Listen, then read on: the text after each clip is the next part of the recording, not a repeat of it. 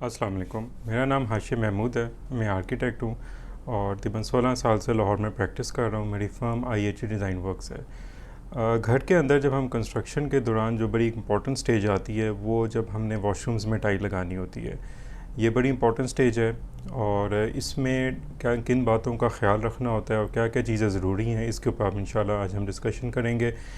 इसमें सबसे पहली चीज़ जो है वो टाइल सिलेक्शन है। टाइल्स जो हैं वो कहाँ से सिलेक्ट करनी है, उसकी कलर क्या है। इसमें बेहतर तो ये है कि एक साथ प्रोफेशनल इंटीरियर डिज़ाइनर या आर्किटेक्ट उसको हायर किया जाए और उससे मशवरे के साथ चला जाए। और टाइल सिलेक्शन में जो बड़ी एक अहम चीज़ है वो उसकी जो आपकी कलर चॉइस है, कि उसमें कलर चॉइस आपने, बिकॉज़ जब आप मार्केट में जाते हैं आपको डिफरेंट कलर की टाइल्स जो हैं उसमें मिलती हैं, डिफरेंट डिज़ाइंस की टाइल मिलती हैं और कौन सी आपने डिज़ाइन की टाइल यूज़ करनी है और कहाँ पर कलर पैटर्न आना है, कहाँ पर आपका मोटिव आना है, कहाँ पर आपकी प्लेन आनी है। तो ये तमाम वो चीज़ें हैं जो कि टाइल सिलेक्शन के अंदर देखी जाती हैं और इसके लिए इसलिए ज़रूरी होता है कि आपके साथ एक प्रोफेशनल जो है वो ज़रूर हो। इसमें दूसरी जो बड़ी अहम चीज़ है वो आपका लेआउट है कि आपने टाइल तो सिलेक्ट कर ली, उसका कलर सेलेक्ट कर लिया, मोटिव जो है वो सिलेक्ट कर लिया। अब उसका लेआउट कैसे बनेगा, उसमें कहाँ पर आपने प्लेन टाइल लगानी है, कहाँ पर आपने कलर टाइल लगानी है, कहाँ पर आपने मोटिव लगाना है, उनका कॉम्बिनेशन कैसे होगा, फ्लोर के ऊपर क्या होगा। उसमें जो टाइल्स हैं वो डिफरेंट वैरायटी में अवेलेबल होती हैं। उसमें ग्लेज्ड भी होती हैं, सेमी ग्लेज्ड भी होती हैं जिसको पार्डो फिनिश कहते हैं, और उसमें मैट भी होते हैं। अक्सर हम रिकमेंड ये करते हैं कि फ्लोर के ऊपर जो है वो मैट टाइल हो ताकि उसमें स्लिप होने का चांस जो है वो कम हो। वॉल के ऊपर बेशक आप ग्लेज़ यूज़ कर लें, सेमी ग्लेज़ यूज़ कर लें। तो ये तमाम चीज़ें जो हैं ये बिफ़ोर स्टार्टिंग दी वर्क हमें इसको डिसाइड करना ज़रूरी होता है। और हम जो बेसिकली जो आपके साथ जो इंटीरियर डिज़ाइनर या आर्किटेक्ट जो अटैच होता है वो इन चीज़ों को देख रहा होता है कि आपने आपकी चॉइस के मुताबिक कहाँ पर जो है कॉम्बिनेशन ऑफ टाइल किस किस्म का बनेगा।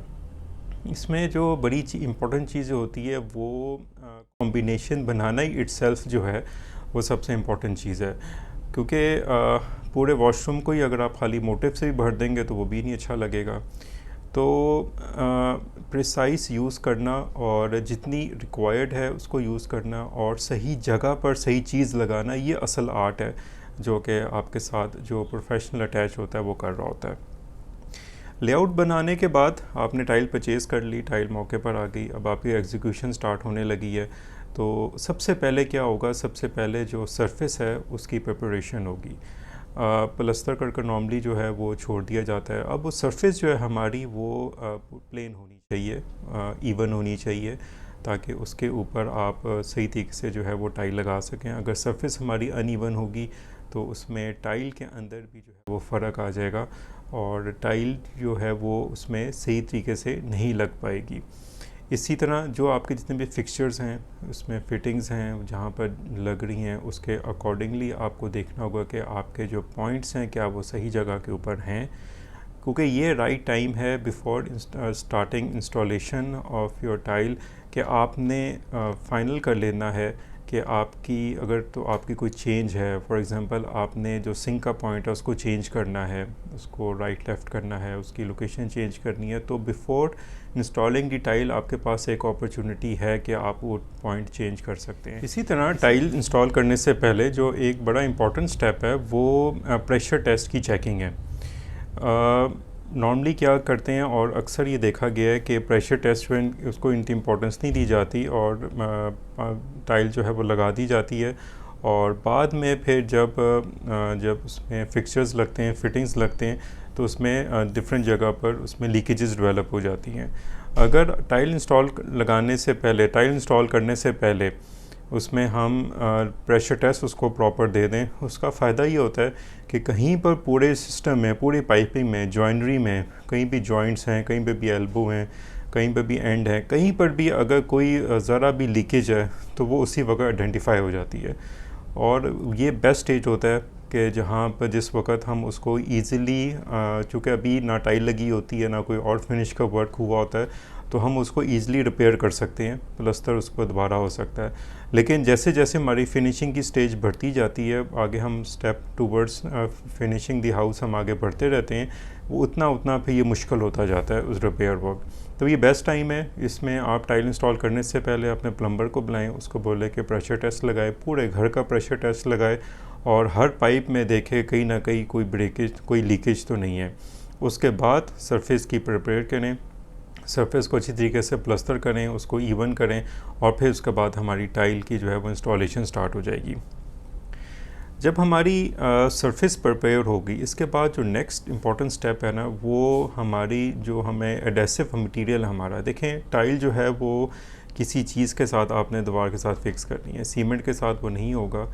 इसके लिए टाइल बॉन्ड होता है, टाइल बॉन्ड यूज़ करें, सीमेंट यूज़ मत करें। पहले सिरेमिक टाइल्स आती होती थी, उसमें सीमेंट से भी लगा देते थे, फ़र्क नहीं पड़ता था। लेकिन अब टाइल्स जो हैं वो टेक्नोलॉजी इम्प्रूव होती जा रही है और इसमें टाइल्स जो है हमारी वो भी जो हार्ड से हार्ड होती जा रही हैं। तो अब सीमेंट के साथ टाइल नहीं लगती, वो उतर जाती हैं, बाद में गिर जाती हैं। तो उसके लिए टाइल बॉन्ड जो है वो यूज़ करें और खाली टाइल बॉन्ड यूज़ करें। अक्सर देखा ये गया है कि जो हमारी लेबर है, हमारी जो मेसन है, वो क्या करते हैं कि टाइल बॉन्ड और सीमेंट को मिक्स कर देते हैं। देखें, जो टाइल बॉन्ड है इसमें ऑलरेडी सीमेंट की क्वांटिटी मौजूद होती है, वो एक मिक्सचर बना हुआ होता है जो कि एक एडेसिवनेस उसमें क्रिएट होती है ताकि टाइल दीवार के साथ अच्छी तरीके से फिक्स हो जाए। तो एक अच्छा एडेसिव मटेरियल जो है वो यूज़ करें, अच्छी कंपनीज़ हैं उसका यूज़ करें। देखें कि कोई ऐसी कंपनी का एडेसिव मटेरियल यूज़ ना करें जिसका आपका मटेरियल ठीक ना हो, जो गारंटी ना दे रहा हो। तो सही एडेसिव मटेरियल की सिलेक्शन जो है ये बहुत ज़रूरी है, क्योंकि अगर प्रॉपर अच्छी कंपनी का नहीं यूज़ करेंगे तो इवेंचुअली क्या होता है कि टाइल्स हमारी फटनी शुरू हो जाती हैं और कुछ अरसे बाद उनका गिरने का भी डर होता है। तो इसलिए जो एडेसिव मटेरियल है जिसके साथ जो टाइल बॉन्ड है, इसकी सिलेक्शन जो है ये बहुत ज़रूरी है और ये अच्छी कंपनी का यूज़ करें, इसमें बचत जो है वो ना करें। थोड़ा बहुत फ़र्क होता है, इसमें आप अच्छा मटेरियल जो है वो यूज़ करें। टाइल लगाने के दौरान जब आपने एडेसिव मटेरियल सा लगाया तो उसके दरमियान स्पेसर ज़रूर दें। पहले जब हमारे घरों में टाइल लगती होती थी स्पेसर्स नहीं इस्तेमाल होते थे, लेकिन अब स्पेसर ज़रूर दें। आप स्पेसर के बगैर टाइल को ना दें। स्पेसर जो है वो प्लास्टिक के अवेलेबल हैं, डिफरेंट साइज़ में अवेलेबल हैं। स्पेसर्स का क्या फ़ायदा होता है कि एक तो आपके जो टाइल के दरमियान का जो ग्रूव है वो इवन होता है, उनकी दरमियान की स्पेसेस हैं वो इवन आती हैं, आपकी टाइल इंस्टॉल होने के बाद खूबसूरत लगती है। और सेकेंडली जो इसमें बड़ी इंपॉर्टेंट चीज़ है कि जब आप टाइल इंस्टॉल करने के बाद जब ग्राउटिंग करते हैं तो स्पेसर से क्या होता है, ग्राउटिंग के लिए आपको सफिशेंट जगह मिल जाती है और ग्राउटिंग अंदर चला जाता है। जब आप टाइल साथ साथ करके लगाते हैं तो कहीं पर ग्राउटिंग अंदर चली जाती है, कहीं पर नहीं जाती, उसकी सही पकड़ नहीं हो पाती। इवेंचुअली क्या होता है, ग्राउटिंग गिर पड़ती है। जब ग्राउटिंग उखड़ जाएगी, गिर पड़ेगी, तो वो वहाँ से सेम अंदर जाती है, सीपेज अंदर जाती है, लीकेज अंदर जाती है, आपके पीछे दीवार जो है उसमें डैम्पनेस आ जाती है। तो स्पेसर देना बहुत ज़रूरी है। स्पेसर के बगैर जो है वो प्लीज़ टाइल ना लगाएं, स्पेसर ज़रूर दें। चाहे जितना भी आपको टाइल वाला कहे कि जी स्पेसर के बगैर लग जाएगी, लेकिन आप स्पेसर ज़रूर यूज़ करें। ज़्यादा स्पेस नहीं देना चाहते, छोटे से छोटा स्पेसर यूज़ कर दें, लेकिन स्पेसर ज़रूर दें आप। स्पेसर देने के बाद अब आपकी टाइल की जो कटिंग है वो एक्यूरेटली होनी चाहिए।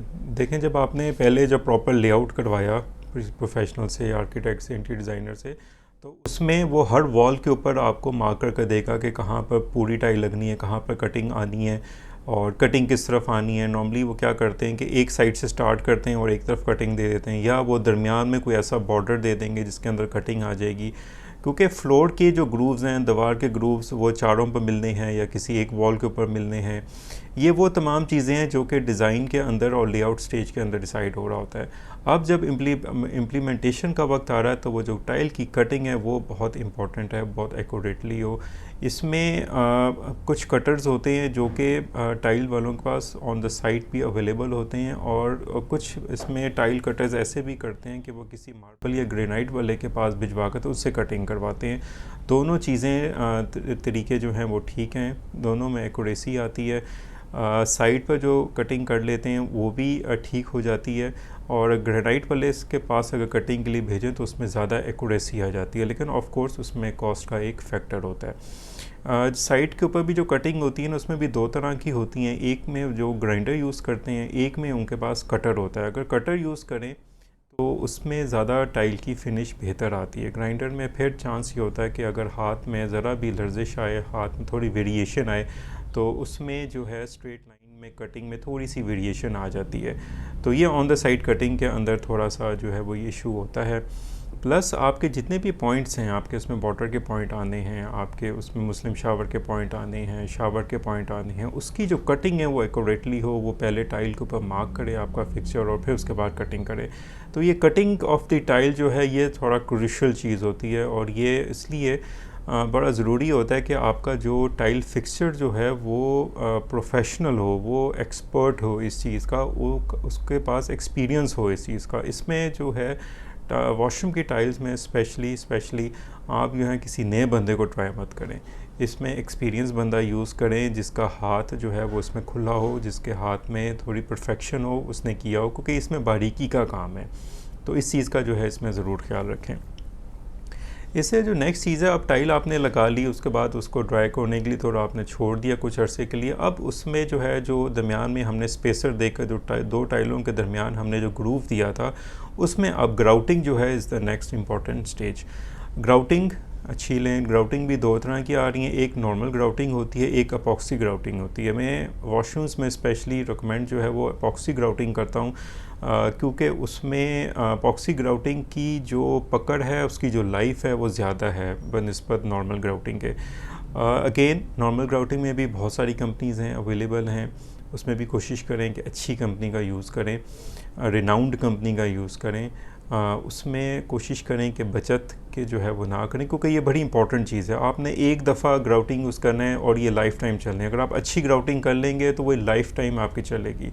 अगर आप अच्छी ग्राउटिंग नहीं करेंगे, क्या होगा, कुछ चंद साल बाद, 2 साल बाद, 3 साल बाद, 4 साल बाद वो ग्राउटिंग आहिस्ता आहिस्ता उखड़ना शुरू हो जाएगी, और वहीं से आपकी सेम अंदर जाएगी और आपके लिए वो सरदर्द बनेगी। तो ये राइट टाइम है, इस पर थोड़ा सा स्पेंड कर लें, अच्छी ग्राउटिंग लगा लें। मैं पर्सनली एपॉक्सी ग्राउटिंग जो है वो रिकमेंड करता हूँ, क्योंकि एपॉक्सी ग्राउटिंग की जो पकड़ है, उसकी जो मजबूती है वो ज़्यादा है, वो ज़्यादा उसकी जो है वो लाइफ लेंथ है। तो कोशिश करें, स्पेशली क्योंकि जो शावर एरिया हो गया या वॉशरूम एरिया हो गया, क्योंकि ये यहाँ पर पानी का इस्तेमाल ज़्यादा है, तो यहाँ एपॉक्सी ग्राउटिंग की जो है वो कोशिश करें। सेकेंडली आप टेरेसेस भी जब लगाते हैं ना टाइल, वहाँ पर भी कोशिश करें कि एपॉक्सी ग्राउटिंग जो है वो यूज़ करें, क्योंकि उसमें भी कंप्लेंट आती हैं। नॉर्मल ग्राउटिंग जो है वो उसमें नहीं रहती, निकल जाती हैं, जिसकी वजह से वहाँ पर लीकेज का जो है वो डर आ जाता है वहाँ पर। अब आपने ग्राउटिंग कर ली, उसके बाद जब ग्राउटिंग आप करवा लें तो उसके बाद उसको क्लीन कर लें, उसको साफ़ कर लें।